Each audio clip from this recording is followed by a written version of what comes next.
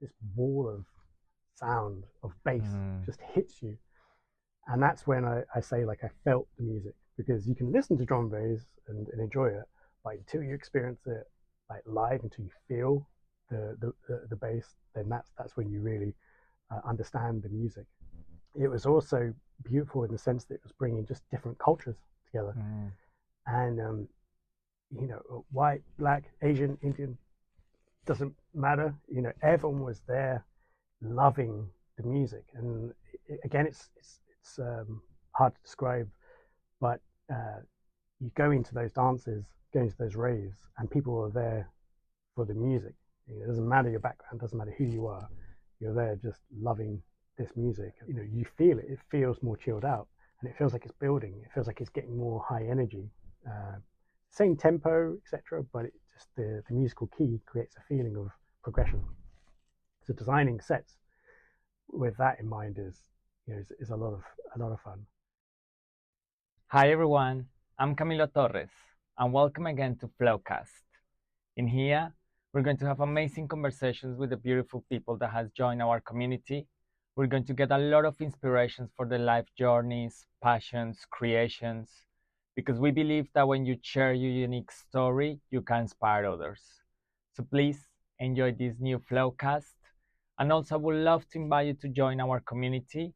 And if you would like to share your story, please go to our website, flowwithcommunity.com, for more information. Thank you. So please welcome James Bailey. Hey, James. Hello again. Thank you so much for coming back and share more stories. And I think this is amazing. I love that. Please use Flow Community for this as much as you want. Yeah, thank you. Been looking forward to coming back. Yeah, and yeah, thank you again to being part of the community, for everything that you have done for Flow. But then today we're talking mostly for your creative expression, one of your creative expression, which is music. We were talking a little bit before last week about it. I would love to know more about that, how music has influenced your life, what type of music you're creating, and yeah, and a little bit of your story. Yeah, it's a big passion area for me, and I guess like higher level, I've been DJing and mixing for almost 30 years, I guess, so a while. Is that right? Yeah, 30 years. Wow. And my passion there is drum and bass and jungle, and that sort of scene there. I don't play out. I do it for my own kind of personal creative expression. I record mixes and publish some of them. If other people discover them and enjoy them, then great. But it's like a very personal creative expression that I've had for the last sort of 30 years, and I was thinking what sort of stories to share today, and I thought it might be nice to actually start almost right at the beginning and talk quite a lot about the drum and bass and the jungle scene in the 90s, which was a big formative time in my life musically.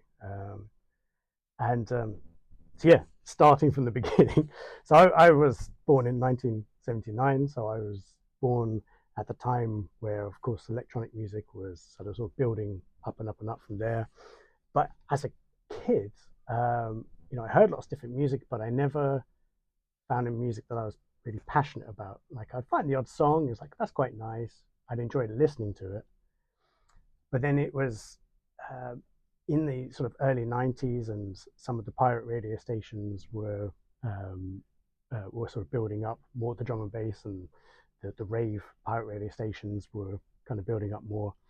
And it was just in one of my school common rooms, someone was playing a pirate radio station, and I just heard some of these jungle tracks, and it was like, there's something different about that. Like it's what is that? It's a different sound than I've heard before. And as I started then, listening to this music a bit more, I felt it.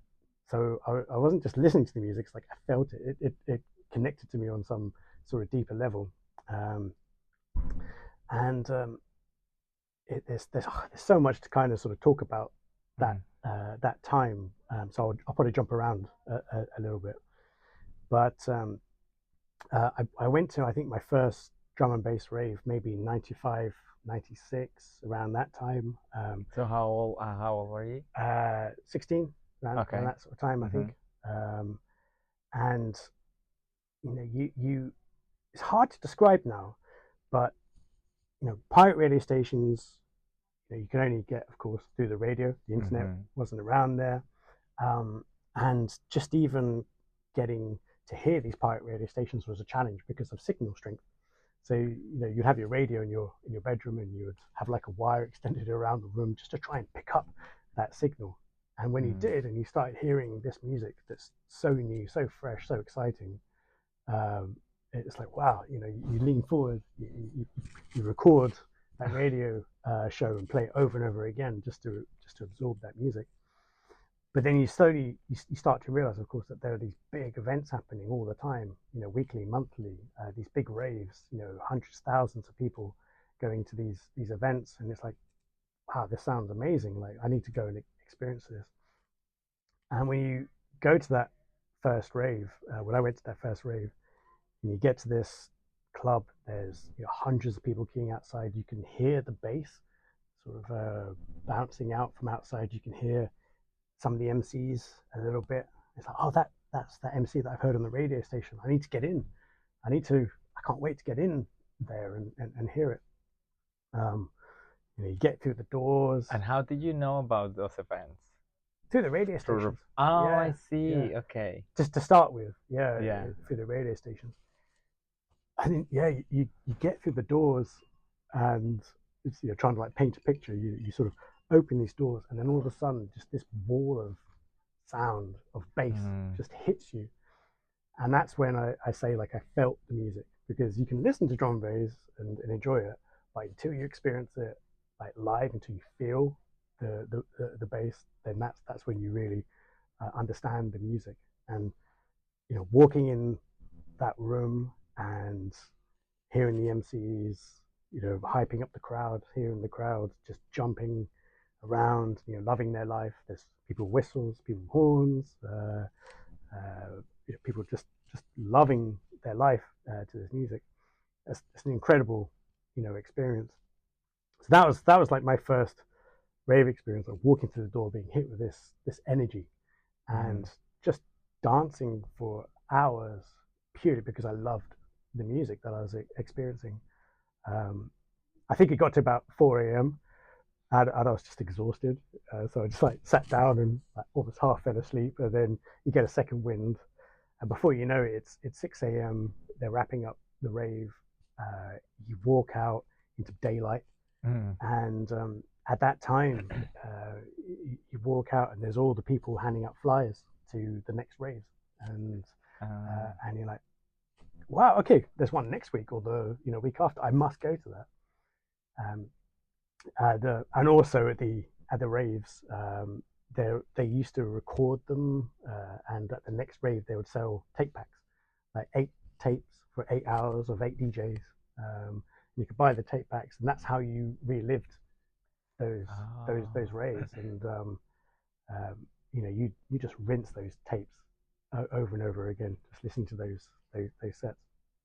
Um, so yes, I think it was around that 95, 96 time that I started going out to these raves, and then I was just going so regularly, and I think other parts to sort of talk about around that time was the um, uh, the music itself. So it was all brand new. It was a UK sound, a largely London sound, but definitely like the whole of the UK was embracing this. And there was this feeling of being part of a movement, a music movement in the UK that was incredibly exciting, um, and um, and it was evolving so fast. Um, when I say jungle and drum and bass, they're they're all part of the same, I guess, overall genre. Mm. But jungle was this beautiful mix of um, sort of music of black origin, so like reggae, soul, red groove, raga, dancehall kind of culture, with the MCs and DJs kind of clashing with each other. And then it was also this mashup of I guess kind of a house and techno and different sounds. And that, apart from being really exciting musically, and the stuff that was coming out was just blowing your mind at that time, it was also beautiful in the sense that it was bringing just different cultures together. And white, black, Asian, Indian, doesn't matter. Everyone was there loving the music. And again, it's hard to describe, but you go into those dances, go into those raves, and people are there for the music. It doesn't matter your background, doesn't matter who you are. You're there just loving this music, and that resonated with me, massively as well. I around the 90s as well, I went to other club nights like house and techno and stuff, but a lot of people went to those clubs to be seen or because it was cool. And whenever I went there, it just didn't feel like I didn't resonate with the same level. Went to the drum and bass raves, it's like people were there for the music and for the love of it, and that just kind of connected with me. So yeah, so there was the pirate radio stations, there were these amazing raves, and then in that mix of it, it's like, I want to be mixing, I want to be DJing as well. I want to get my hands on some decks and give this a go. And at that time, I had a Super Nintendo, and my friend had a pair of decks. And I said, "Do you want to do a swap for a couple of weeks?" I gave him the Super Nintendo and a few games. He gave me his pair of decks. I went to a record store, bought like 5 tunes, and just started teaching myself how to mix, how to beat match, what's the structure of a tune, how do you creatively put these together in different combinations, and that was about, again, sort of 95, 96 maybe. I probably 97 actually. I first kind of got my hands on some decks, and then I went to university. And at the end of my first year at university, it was at a point in the UK where they were going from grants, so money was given to be able to go to university, but it wasn't a loan; it was a grant. But then they were changing towards a loan system. And the reason I'm saying this is because at the end of my first year, I got a letter from my borough saying, "Oh, we owed you money from a grant. We owe you this £1,000 from a grant." And being of that age, got in the car, drove down to Tottenham Court Road, bought myself 2 decks, a mixer, speakers, a few more records, drove home, and I've still got those decks today. There's the very first decks, and it's this again. It's hard to describe because it's before the digital age, but the only way you could get your hands on this music was vinyl, and by going to these record stores that were dotted around in London for me, and that experience of getting on the bus, train, coming to central London, as a kid, rocking up at these record stores, like Black Market Records was a really famous one, and going downstairs and just, it's almost like a mini rave in there. There are all these people just dancing, and the music's loud. There's all the records on the wall. You get a few down, listen to them. There's DJs working at the shop as well, like Ray Keith and Nicky Black Market and other people, and they're mixing, and you're like, "Oh, what tune's that?" I'm like, "Oh yeah, we ran out of that one. This is the only one." They're saving tunes for their DJ friends, but they're also sort of promoting tracks. So that sense of, I have to travel to this place to discover what tracks I might be able to buy, and then the exclusivity that I've managed to get my hand on this amazing tune, or I know this label by reputation, I'm sure their track's going to be great. Give me the latest one. Walking home, getting home with a bag full of 5, 10, 15 tracks, and then putting them on your decks and just starting to explore, like, how do I want to mix these?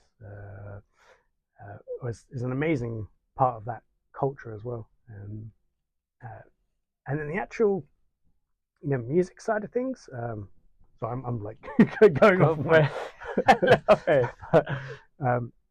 the music side of things for me is, and this is what I kind of glean from listening to the radio shows, going to the raves and watching DJs, buying the tape packs and listening to them back.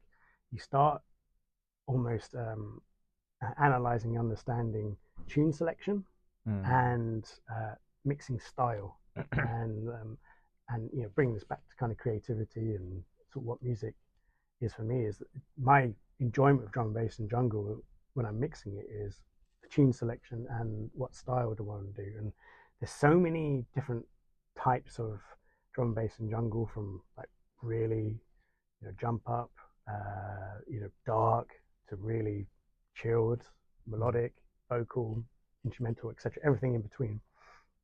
I've really enjoyed that process of what set do I want to put together, what vibe do I want to create.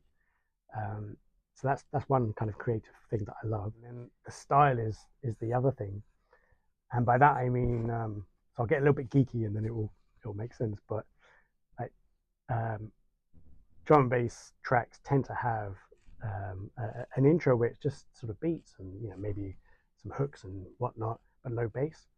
And then it will tend to have a kind of a quiet bit. Then it will have the drop where the bass and everything kind of kicks in, and that's like the high energy. You want to get people dancing at that point. That might last for, I don't know, 2 to 3 sort of bars, or a length of time. Then there's another sort of drop in the middle, and then another kind of break in the middle, and then another drop. And the reason I'm saying all that is because some DJs, they were super smooth. So a track will be playing, the bass will be rolling, and they'll just somehow blend in a new track, and you don't even realize that it's coming in. And when the first track is getting towards its middle break, the second track, the bass line will just hit just at that right point, and it creates this like endless, beautiful flow. Other DJs, they track will be playing, the bass will be rolling, and they'll just slam in and cut across to an entirely different tune. They'd be like, wait, what was that? And they'll cut back again, and then a few seconds pass and they'll slam it in again. You're like, oh my god, like what's this track coming? And they'll hype up the crowd that way. Other DJs, they would invented like the double drop. So it's like, as one track gets to the middle break, the second track is at its first build up, and they'll just build up to this crescendo where both beats land at the same time, and the bass line of one track will kind of land, and it's like greater than the sum of the parts of the two tunes. And just like appreciating all the different styles of mixing is something that I've really enjoyed. And then so it's a really simple framework, if that's how you want to think of it, that you've got different styles, different like vibes of drum and bass, and then you've got different styles of mixing. And how do I want to put them together? I want to create a really high energy mix with lots of double drops and cutting in drops and making it really exciting. Or I want to create a really rolling set where it's just constantly just smoothly evolving. I want to do short mixes, I want to do long mixes. There's all these variables, and that's what I love about mixing. And I started recording sets in the 90s, and they're, like I said, they're for me, not necessarily for other people. So I've got my sort of James Bailey series, and I spend weeks or months designing those sets. I want this kind of vibe. What's the right track selection? What's the style of mixing that I want to do? And I record it and master it. Make sure it's for me, I guess, like a little work of art that I can listen to over and over again and appreciate. I've got another series of mixes that I just call On the Fly, and it's literally there's 10, 15, 20 tracks that I like. There's some that I definitely want to try and get into a set. Maybe they're of a very similar style. Maybe they're a journey that I want to take people through, from chill to upfront or whatever, upbeat and high energy. But I'll just mix it live like you would do if you're at a club or you're playing live. You just go for it, and you make creative choices as you go and see what comes out at the end of it. And then I've got another series where it's just I say to someone, give me 10 random numbers from 1 to 5,000. So I'm talking now the digital age of music. I've got like, say, 5,000 MP3s. They give me 10 numbers, and I'll go through all 5,000 tracks, and I'll just pull out those into a virtual crate, and then I'll just start mixing and see what set comes out of it. You get really fascinating musical journeys come out of it just from random selection. Tunes you would never have thought of putting together, just randomly come together. And so I've got like 70 or 80 mixes recorded now, from those more curated to just on the fly to the lucky dip sort of selections, and I've been doing that for 30 years. It's this absolute sort of passion that I do in the background. Yeah, so nice. Yeah.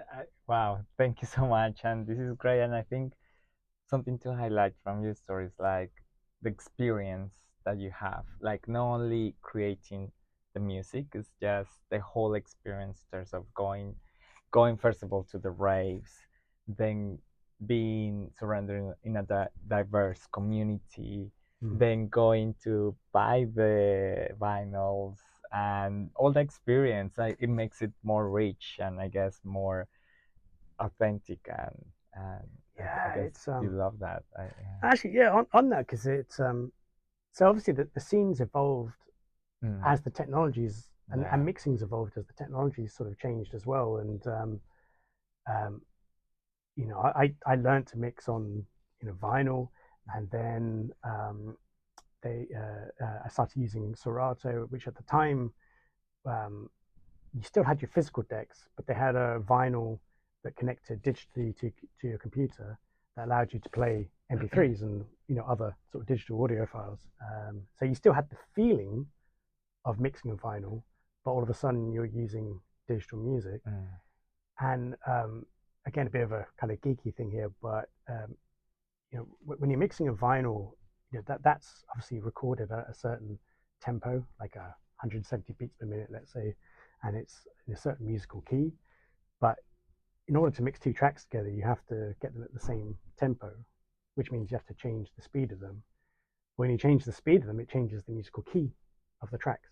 And that was a challenge in itself, of trying to create a harmonic blend through tracks, so they don't clash, they don't sound nasty, they sound good to the ear. When digital music started coming along, you could lock the key of the track, so it doesn't matter how much you speed up and down.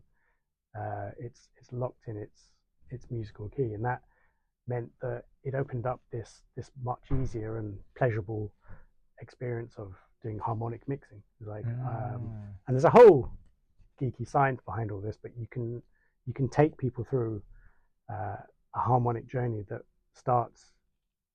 You feel it. It feels more chilled out, and it feels like it's building. It feels like it's getting more high energy, same tempo, etc. But it just the musical key creates a feeling of progression. So designing sets with that in mind is a lot of fun. And then also, because of the technology, it started moving more and more to, say, like CD style mixing devices, and then even more to that, you get these tiny little sort of mixing controllers now that are quite far removed from the old vinyl days, but it's it and some people say it's taken away from the craft of mixing experience. But for me, it's about selection, right? And 100% technology doesn't mean exactly. And the tools now just allow you to like really quickly beat match and get the right key, so you can.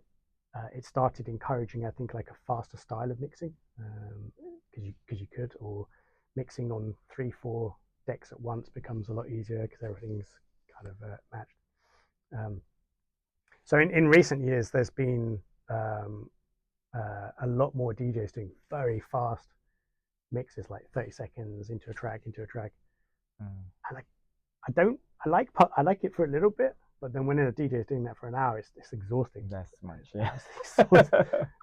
Right? I personally don't like that much. Yeah, Yeah. yeah.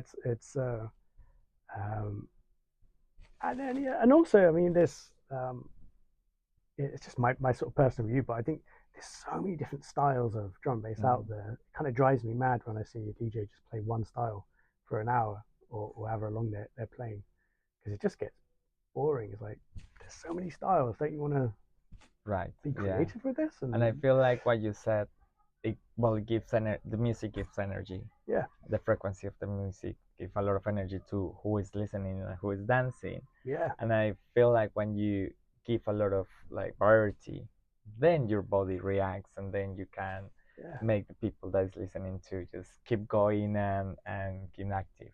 Yeah. Yeah. And how's been that? Sorry, and connecting with this, how like have you played for people, and how do you feel when you see people dancing to your music?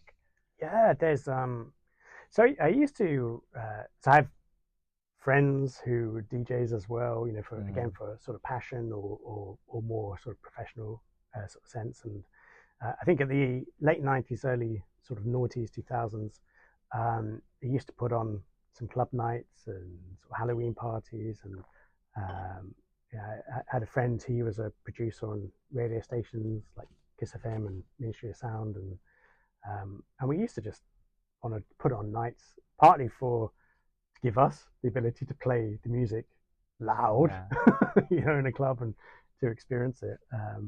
But also because it's just a lot of fun getting our friends and their friends together.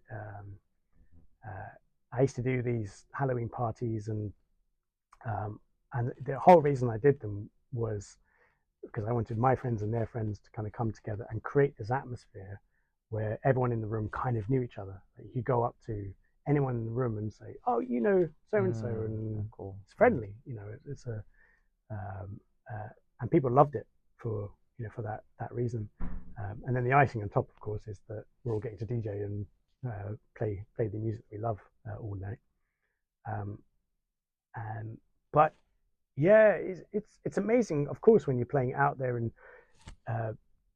beforehand you've been practicing a mix or thinking about tune selection and thinking, oh, I can't wait to play this out.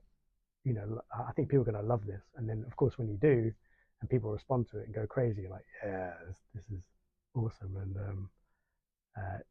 the last time I played out live, funnily enough, was actually for a work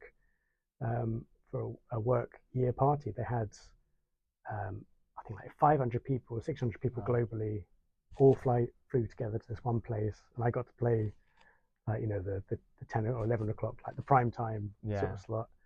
And you know, I thought for ages about what selection I wanted and what style I wanted to play in, and just seeing people just dance and love their life for an hour was amazing. Yeah, absolutely amazing.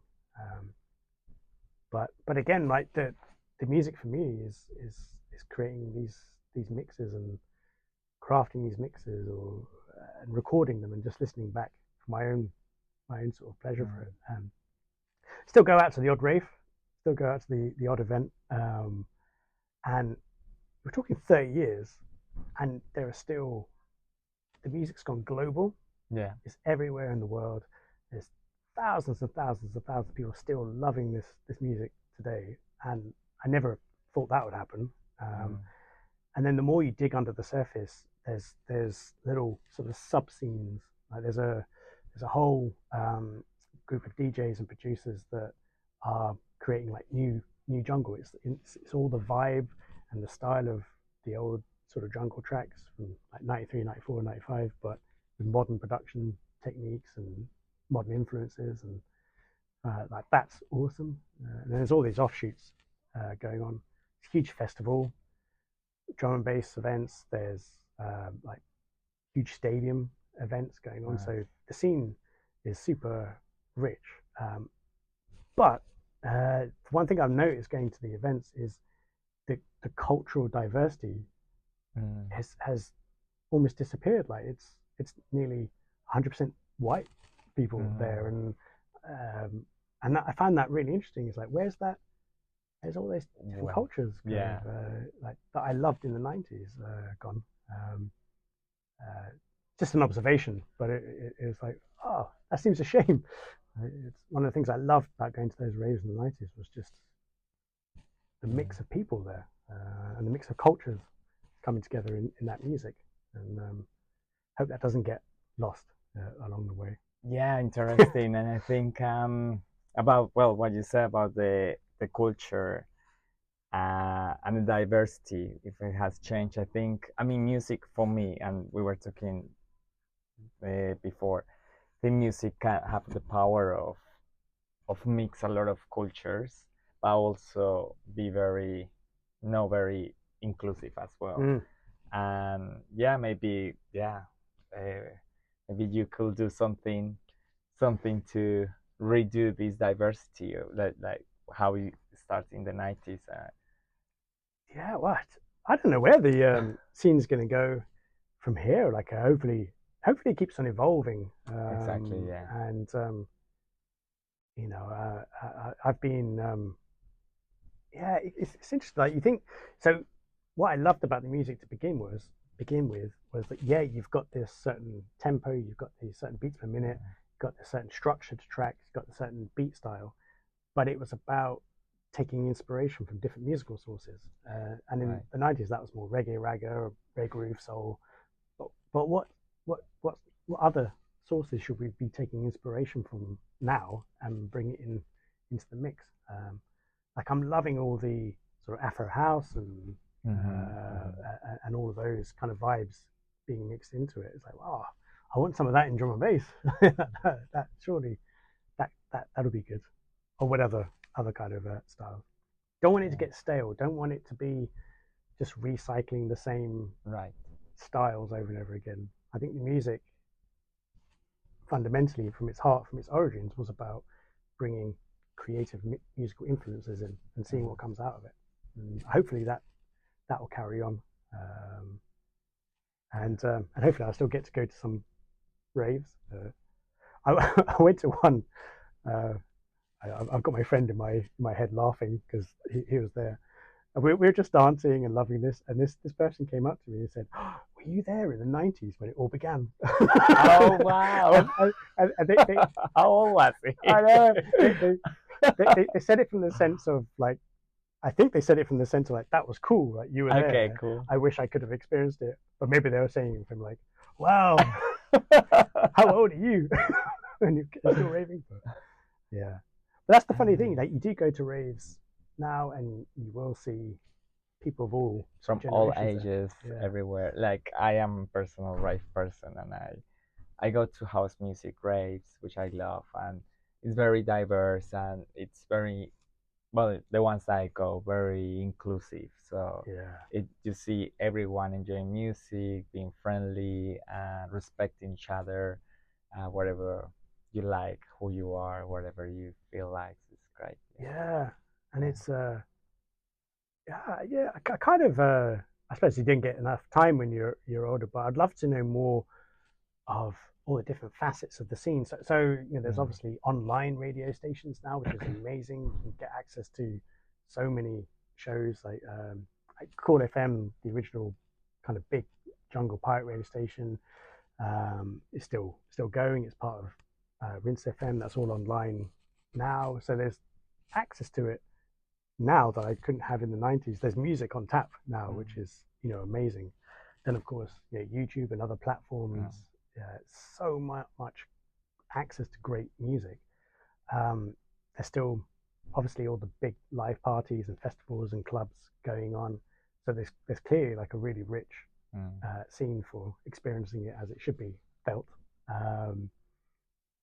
But yeah, I kind of I don't get enough time to soak it up as much as, of course, I used to when I was younger. And it just shows that music, on a fundamental level, is is a passion. It's something that you is still there, follows you through life, and still follows me through. I still look for tunes to buy. I still plan mixes to this day. So yeah, maybe I'll reach 100 mixes. Wow. Thank you so much, James. This is amazing, and I can feel your passion about it. And maybe, do you have anything published of your music, or Yeah, I shared a people? lot of them on Mixcloud, Okay, but I haven't published them all there. I was thinking actually I should just set up a YouTube page and just get a them all hundred there. percent. So I'll do that. Yeah, it would be um, nice. I would love to listen to your music. It would be great cool. to get some energy I'll from do you. Yeah, that. that would be great. Great. To finish, I know that I asked you these questions in your first Flowcast, but let's repeat it. So for some people that didn't listen to your first Flowcast, what is creativity for you? What means creativity for you in one word and one sentence? Yeah, I'll do it in context of DJing. So Mm-hmm. selection and style. I think that's creativity. Like, Nice, what tune selection, what flavor, vibe do you want to create, and style. Like what journey do you want to take people on creatively? I think nice. those are two things there. Love it. Uh, well, what is your current creative expression? Yeah, still Which is planning good. mixes. Yeah, cool. I don't get the time to um, record them as much sort of these days, but still get pleasure from listening to new music and going, I think I could put that in a Mm, mix. I've got an mm, idea, and yeah, starting to curate mixes to record at some point. nice. Yeah. What the word flow means for you? Do you know when you're live mixing or recording a live mix and you just totally lose yourself in Mm, the in the music mind, yeah. and the transitions and the energy of it, or when you're at a rave and Mm, you've got thousands of people around you just on that journey, and a massive tune drops and people just go, yeah, wow. Yeah, that's flow, just nice. feeling it. Yeah, I mean, I'm like, I also very passionate about it, but and thank you so much for creating music, and yeah, because personally I love music and I enjoy when I go and dance, and it takes me to the state of flow. So it's Yeah, like, yeah, nice. Thank you. thank you so much, everyone, for listening. Bye.